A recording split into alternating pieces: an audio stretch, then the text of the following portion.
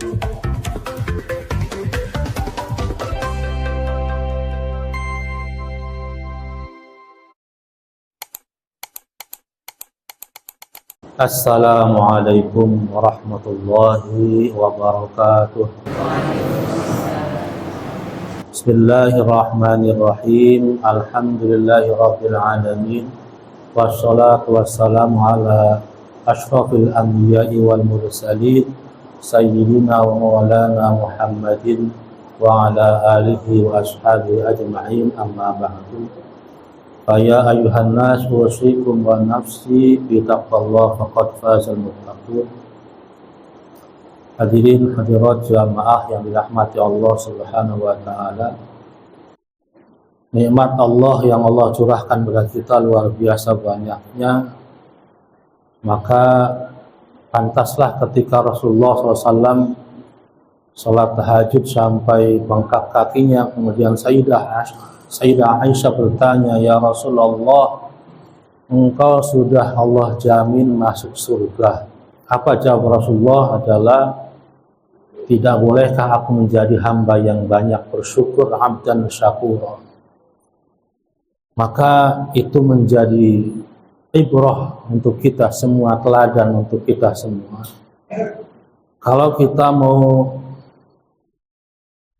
merenungi kenapa Allah jadikan kita umat Islam, kita dilahirkan sebagai manusia yang beragama Islam dan bukan orang yang lain, maka sepantasnya kita ibadah kita pada Allah salah satu bentuk wujud kesyukuran kita terhadap Allah Subhanahu wa ta'ala.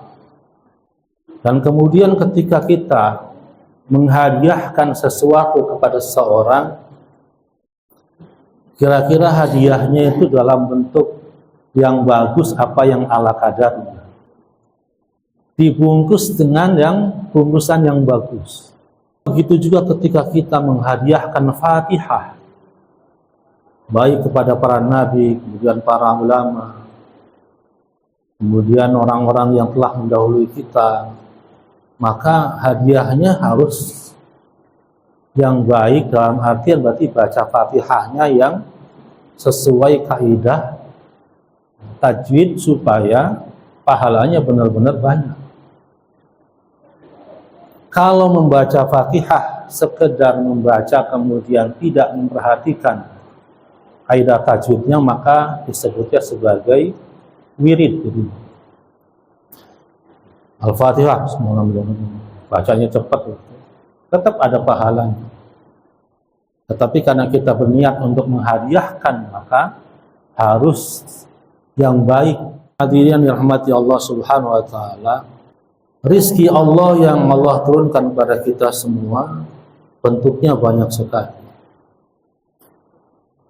Maka kita mengharap supaya Allah berikan kita rizki yang berkah, yang dengan rizki tersebut kita bisa melaksanakan apa-apa yang Allah perintahkan, dalam artian rizki tersebut bisa menghantarkan kita kepada surga. Karena banyak, dalam artian ketika kita mendapatkan rizki, kecenderungannya mau kemana nih? Contoh rizki yang paling rendah, kita mendapatkan punya uang. Ini uang itu akan kita manfaatkan kemana? Ke arah yang Allah ridhoi atau ke arah yang menuju neraka. Makanya ketika ulama mengajarkan kita ketika kita makan itu doanya, Allahumma barik lana fima razaqtana wa qina azabannar. Ini doa yang dikarang para ulama,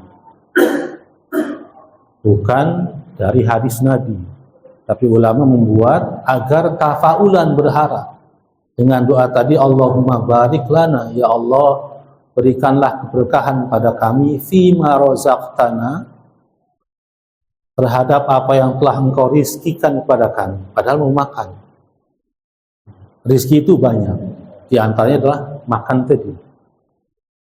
Wa qina adzabannar, dan jagalah kami dari neraka. Supaya dengan makan tadi, niat kita makan supaya badannya kuat, punya tenaga sehingga bisa ibadah dengan maksimal. Bukan dengan kita makan karena lupa dengan doa tadi, kita makan malah kuat bergadang. Biasa anak-anak udah ada pertandingan MU atau apa, ada bola. Ada emang yang senang tahajud tujuannya tadi buat nonton MU. Tapi nggak apa-apa kalau didasari sholat tahajud dulu. Tahajud dulu, baru nonton pertandingan MU. Ibu-ibu, bapak-bapak masih melaksanakan sedekah subuh? Masih. Alhamdulillah. Karena sungguhnya Allah menciptakan itu malaikat triliunan mungkin. Banyak sekali. Cuman yang wajib kita ketahui hanya 10. Ada malaikat yang Allah ciptakan hanya khusus untuk berdoa bagi orang yang sholat. Ketika orang sholat berjamaah, ketika orang sholat, malaikat berdoa, Allahumma gfirlahu warhamhu. Ya Allah, ampunilah hamba saya, hamba itu, dan berilah dia rahmat. Selama kita sholat, ada malaikat seperti itu. Kemudian juga dalam kitab ini kita dianjurkan tidak berdoa yang buruk kepada siapapun, apalagi terhadap sesama muslim. Karena apa? Ketika kita berdoa ada malaikat yang mengaminkan. Kalau kita berdoa yang baik, itu ada hadisnya, kalau kita mendoakan saudara kita tanpa sepengetahuan saudara kita, maka malaikat mendoakan kembali untuk kita, wala kamithluh. Pertanyaannya, ketika kita berdoa, kemudian malaikat berdoa, mana yang lebih cepat diijabah doanya? Doa kita berdoa malaikat? Kira-kira doa kita berdoa malaikat? Pasti doa malaikat. Karena doa kita, ya Allah, dosanya banyak, bergunung-gunung.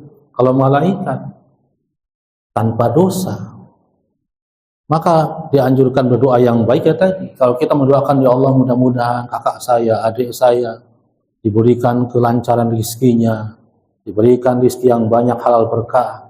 Itu malaikat langsung mendoakan, dan bagimu juga. Dengan berdoa begitu, malaikat mengaminkan, maka lebih cepat kekabul mana? Kita mendoakan kakak kita, saudara kita, atau malaikat mendoakan kita? Mendoakan kita. Bayangkan kalau doanya doa buruk. Doa yang nyupatani. Moga-moga rezekinya seret ya Allah. Barang malaikat mendoakan, bagimu juga. Ya sudah. Sementara doanya malaikat lebih cepat diijabah daripada doa kita. Makanya kitab ini benar-benar dalam kondisi marah apapun. Orang-orang tua dulu, kalau zaman dulu kalau marah ke anaknya, ya kalau orang Arab, Allah yahdik, semoga Allah memberikan kamu hidayah. Dan kita sudah sampai kepada tentang berhati-hati terhadap perbuatan zalim. Kemudian ada malaikat juga yang setiap subuh itu 2 malaikat berdoa khusus bagi orang-orang yang sedekah subuh. Allahumma ati munfiqan khalafan. Satu malaikat mendoakan, Allahumma ati munfiqan khalafan. Ya Allah, berikanlah orang yang berinfak pengganti yang lebih banyak apa yang dia keluarkan. Barang kita sodakohnya masuk ke masjid, sebelum masuk ke masjid sholat subuh masukin 50.000. Doa malaikat luar biasa ijabah. Dan ijabahnya itu baik dalam bentuk yang serupa ataupun hajat-hajat kita yang lain. Lalu ada malaikat juga yang mendoakan, Allahumma mumsikan talafan. Ya Allah, tahanlah orang yang enggan bersedekah jadikan hancur lebur. Na'udzubillah min dzalik. Tadinya mau sedekah, masuk ke bab masjid, gak jadi. Ingat, hati-hati, malaikat sudah ada siap mendoakan. Allahumma mumsikan talafan. Itu luar biasa. Allah ciptakan malaikat mungkin triliunan. Dan malaikat itu makhluk Allah, la ya'sunallaha ma amarahum wa yaf'aluna ma yu'marun. Bersih tanpa dosa. Bahkan ada malaikat yang Allah tugaskan untuk mendoakan orang yang sudah wudu. Ketika kita berwudu, selama anggota badan kita masih basah dengan wudu tadi, ada malaikat yang selalu mendoakan, ya Allah ampuni dia, ya Allah ampuni dia. Makanya kadang orang ada yang berwudu luar biasa, sampai basah kuyup, rambutnya. Ternyata tujuannya tadi, supaya lebih banyak mendapatkan doa para malaikat. Kemudian kita juga di sini diterangkan supaya hati-hati agar tidak berbuat zalim terhadap sesama. Karena doanya orang yang dizalimi ketika sudah berucap, maka pintu langit langsung terbuka.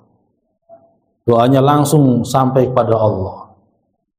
Waktu saya kecil dulu ikut pengajian, dengar ada kiai berkisah. Ada seorang nelayan yang mancing, pergi mancing 3 hari belum dapat ikan, dan dia berdoa, ya Allah, anak istri saya belum makan, ya Allah. Kalau ikan saya hari ini nggak dapat bagaimana? Mohon ya Allah berikan saya rezeki. Pas lagi mancing dapat ikan lumayan gede. Tiba-tiba bahasa sekarangnya Satpol PP lah ya, ngerampas ikan, hasil ikannya tadi diambil. Dah sini, ini wilayah saya, nggak bisa ngelawan, pasrah saja. Cuman dengan di tengah pasrahnya berdoa, ya Allah, sebagaimana Engkau tahu saya sudah 3 hari di sini mancing untuk ngasih makan anak istri saya, tapi hambamu yang satu ngerampas begitu saja, maka tunjukkanlah kemahakuasaan Engkau ya Allah. Sudah gitu aja doanya Pak.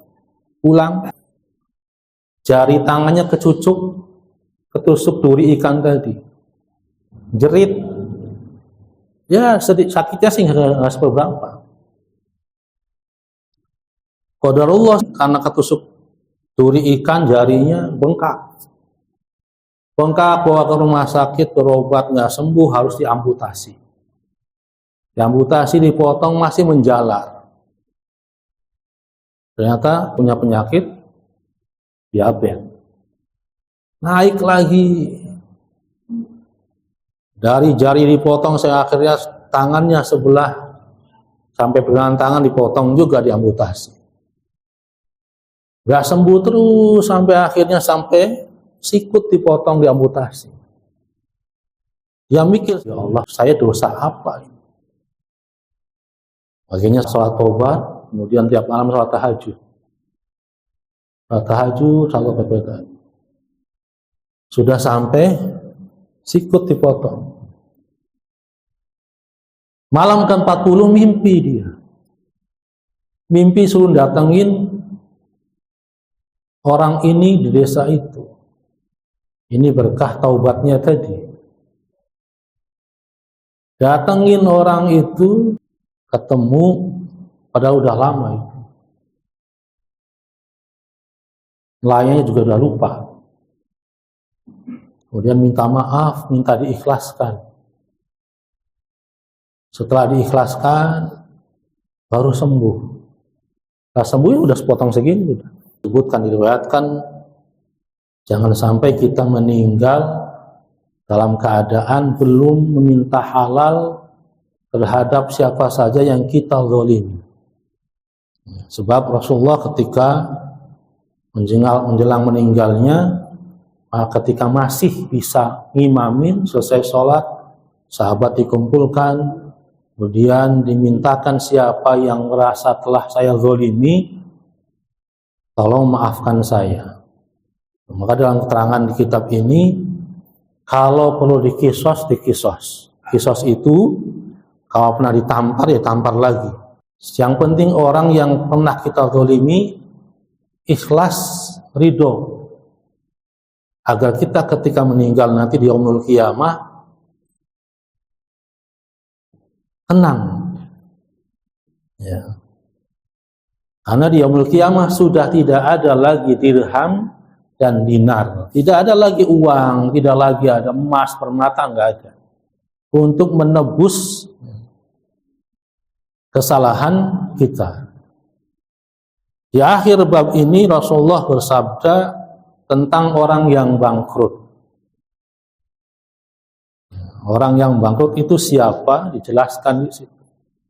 Menurut kata Habib, kita pernah ngaji bahwasanya ketika kita yaumul qiyamah, yaumul mizan, yaumul hisab, ketika amal kita dihitung, ditimbang sama Allah, semakin banyak amal kebaikan kita, maka timbangannya semakin naik ke atas. Kalau di dunia kan enggak, kita nimbang, kalau timbangannya turun banyak, maka yang turun itulah yang banyak. Jadi yaumul qiyamah, timbangan Allah semakin naik ke atas, semakin banyak timbangannya kita. Dan semua orang berjejer ngantri untuk dihisab. Luar biasa. Maka Rasulullah gambarkan ketika ada seorang yang datang pada hari kiamat dengan timbangan banyak sekali. Dan semua makhluk di padang mahsyar menyaksikan. Timbangannya banyak sekali kebaikannya. Sehingga naik ke atas, tiba-tiba orang-orang pada berduyun-duyun ngantri, berbaris di hadapan Allah. Berbaris minta ganti rugi, ya Allah, si orang tadi pernah menghina saya ya Allah. Maka bagaimana tebusannya ya Allah? Maka pahala timbangan kebaikannya diambil sama Allah, berikan kepada orang tadi. Terus datang lagi, dia pernah ngambil uang saya ya Allah, diganti lagi terus. Sampai timbangan kebaikannya habis, naik timbangan keburukannya ke atas. Orang yang ngantri masih banyak. Aduh, bagaimana ini udah habis? Akhirnya kata Allah, ya sudah, keburukan kamu, dosa-dosa kamu diambil, dipindahkan kepada orang tersebut. Terus sampai habis orang yang ngantrinya. Jangan sampai kita meninggalkan perbuatan zalim yang belum dimaafkan. Bismillahirrahmanirrahim. Wa 'alaika bidzubbi an dima'il muslimina wa a'radhihim wa amwalihim fi ghibatihim wa hudurihim kama tadhubbu an nafsika fi dzalika kulluhu. Wa 'alaika, dan hendaknya kalian menjaga kehormatan seorang muslim, menjaga nama baiknya, menjaga harta mereka, fi ghibatihim, baik dalam kondisi orang tersebut tidak ada, wa hudurihim, maupun orang itu ada. Kama tadhubbu an nafsika fi dzalika kullu, sebagaimana mereka menjaga diri kamu, kulluhu, semuanya. Ini diantara hak sesama orang Islam adalah menjaga darahnya. Maksudnya menjaga jiwanya. Kita dilarang membunuh sesama muslim, kemudian juga menjaga kehormatannya. Dilarang menghina, dilarang memfitnah, menjaga harta benda mereka, baik mereka tidak ada ataupun mereka ada. Sebagaimana mereka juga menjaga kehormatan kita dan harta kita. Fa inna man nasara musliman nasarallahu. Karena sesungguhnya siapa yang menolong orang Islam, nasarahullahu, maka Allah akan menolongnya. Waman khadala musliman khadalahullah. Dan siapa yang menghina, yang merendahkan orang muslim, khadalahullahu, maka Allah akan menghinanya. Maka ini adalah menjadi hak sesama muslim. Imam Ghazali dalam kitab Ihyamuddin mengatakan kun kan yadaini wala takun kal udhunaini. Ada yang lebih ini lagi, kun kal yadaini wala takun kal ainaini. Jadilah kalian sebagaimana seperti dua tangan, kiri dan kanan, dan jangan jadi seperti dua mata atau dua telinga. Kenapa? Kita beribrah, mengambil pelajaran dari dua tangan. Dua tangan ini, kiri dan kanan, akur. Gak pernah berantem. Yang kanan kerjaannya salaman, nulis, makan. Yang kiri kerjaannya bersihin hidung, ngupil gitu. Hal-hal kebersihan. Urusan-urusan kebersihan, urusan tangan kiri. Tapi nggak pernah protes. Kalau tangan kanan, tangan kiri lagi gatel, tangan kanan langsung garukin. Begitu juga sebaliknya. Kalau tangan kanan gatel, tangan kiri garukin. Akur dan akrab.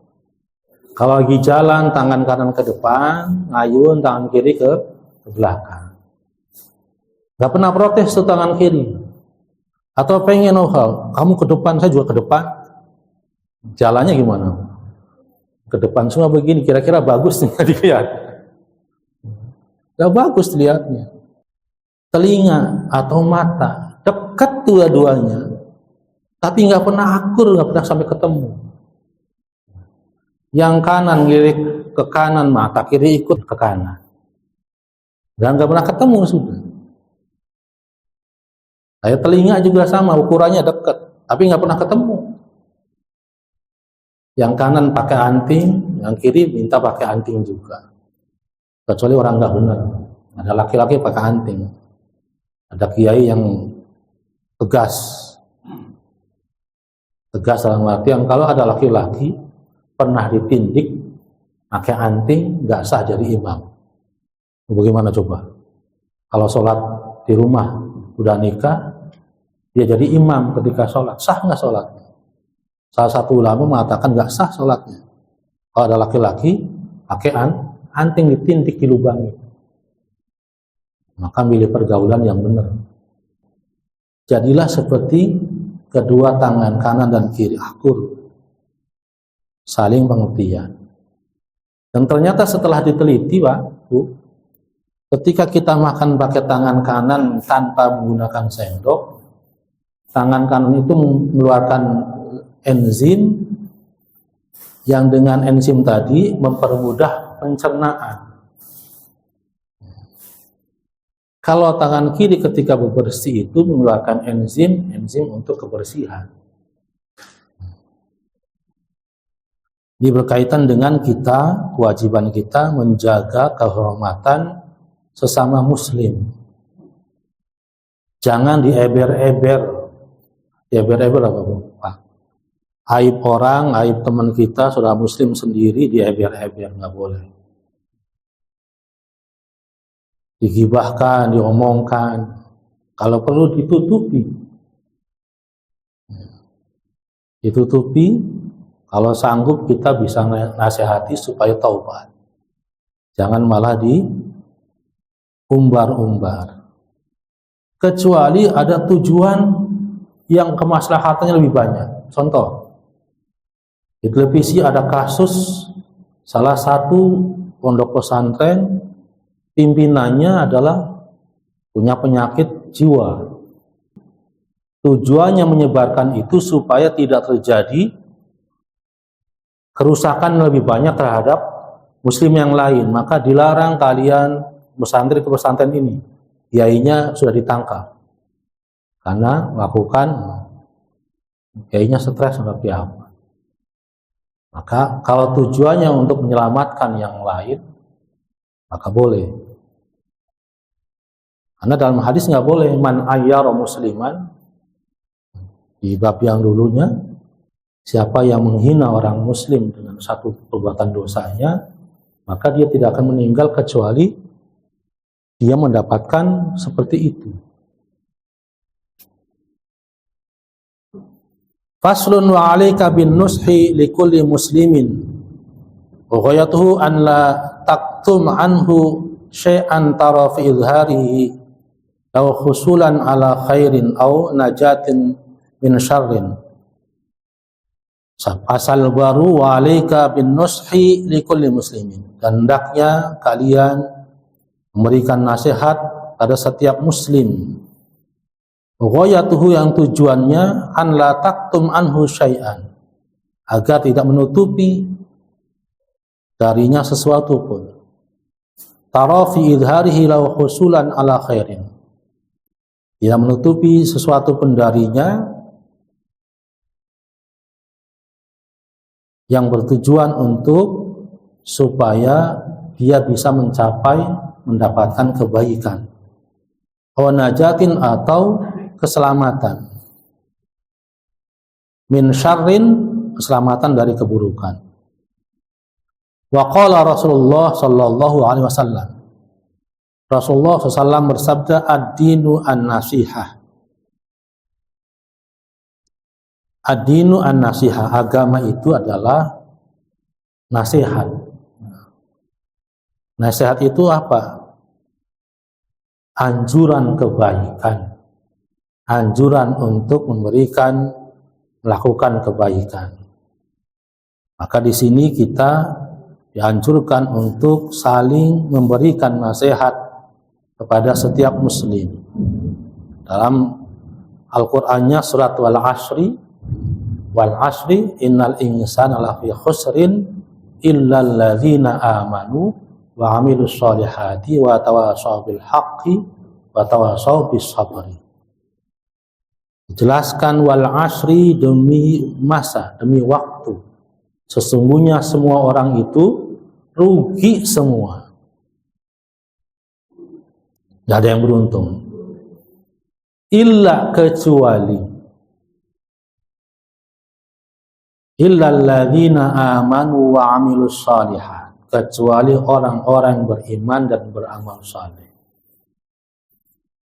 Itu juga masih rugi.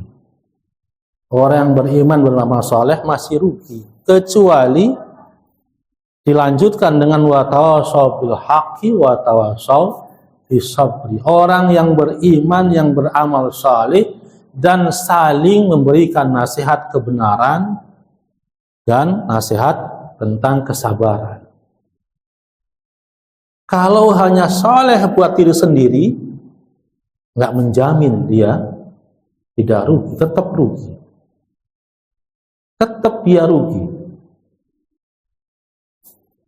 Rajin sholat, rajin tahajud, rajin puasa,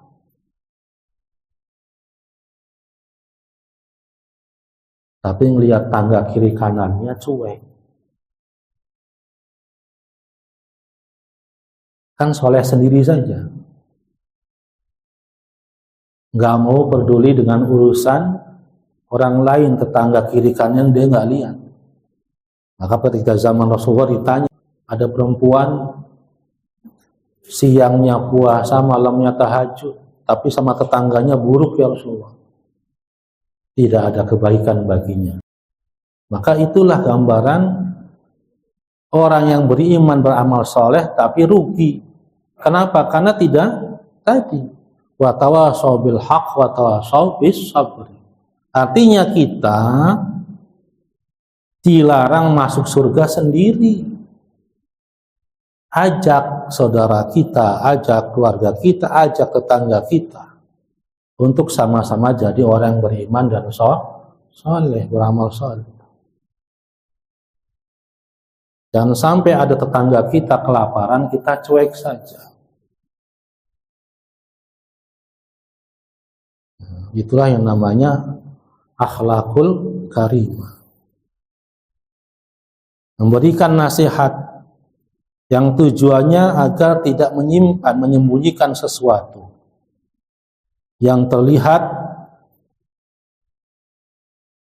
maupun yang tidak bisa dilihat. Yang tujuannya adalah supaya orang tersebut mendapatkan kebaikan dan selamat dari keburukan.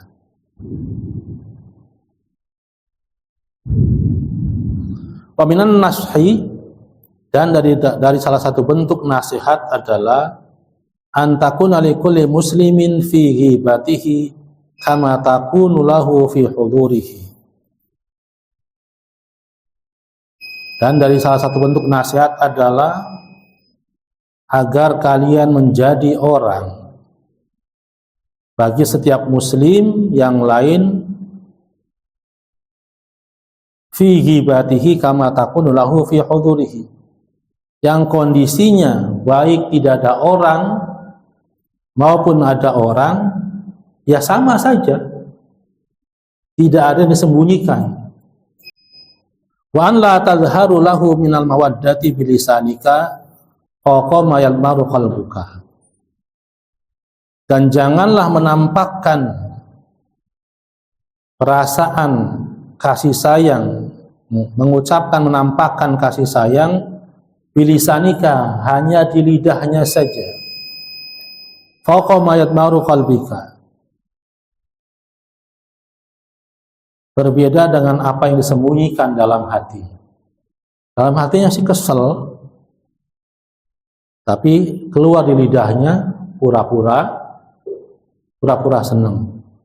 Wallahu a'lam bishawab. Mari kita sama-sama akhiri dengan membaca doa kifaratul majlis. Subhanakallahumma bihamdika asyhadu an la ilaha illa anta astaghfiruka wa atubu ilaik. Wassalamualaikum warahmatullahi wabarakatuh.